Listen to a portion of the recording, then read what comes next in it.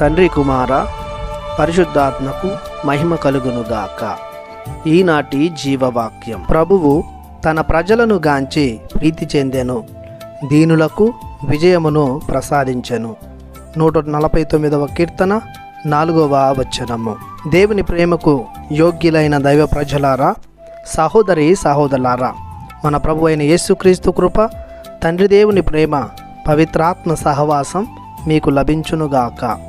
ప్రభుని సృష్టిలో దీనులైన వారు ఎవరంటే నిస్వార్థపరులు, నీతి నిమిత్తము దైవరాజ్య నిమిత్తము హింసింపబడేవారు, గర్వం లేకుండా వినయముతో మెలిగేవారు, ప్రభు చెప్పినట్లు తమను తాము రిక్తిని చేసుకొని సేవకు రూపం దాల్చినవారు, ప్రభు ప్రేమించినట్లు తమ ఇరుగు పొరుగు వారిని ప్రేమించువారు, అవినీతి అన్యాయం చేయనివారు, సమాజంలో పేదలుగా అభాగ్యులుగా చూడబడుతున్నవారు, ధర్మం కోసం సత్యం కోసం నిలబడుతున్నవారు, లంచం తీసుకోకుండా వడ్డీని ఆశించకుండా అప్పు ఇచ్చువారు, రేయింబవళ్ళు ప్రభుని నామస్మరణం చేయువారు, యవ్వనంలో వచ్చు ఆకర్షణలకు గురి కాకుండా చిన్నతనంలో అవిధేయతగాను ఉండకుండా వృద్ధులు, అనాథలు, వితంతువులు, అనారోగ్యులకు సహాయం చేయువారు, తమ స్తోమతను, ఆస్తిపాస్తులను,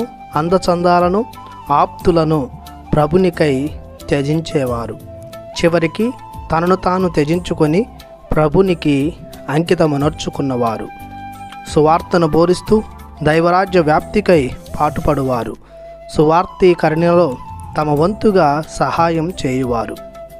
వీరందరూ దేవుని దృష్టిలో దీనులు. వీరిని ప్రభు ఎల్లప్పుడూ ఒక కంట కనిపెడుతుంటాడు. జీవితంలో వచ్చు ప్రతి ప్రమాదం నుండి, చీకటి ఛాయల నుండి, శత్రువుల బారి నుండి, అనారోగ్య సమస్యల నుండి, ఆర్థిక అసమానతల నుండి, జీవితంలో ఎదురయ్యే కష్ట నష్టాల నుండి ప్రభువు విడుదలనిస్తాడు. వారిని ఎలాంటి ఓటమికి గురి చేయక వారికి విజయానందాన్ని దయచేస్తాడు.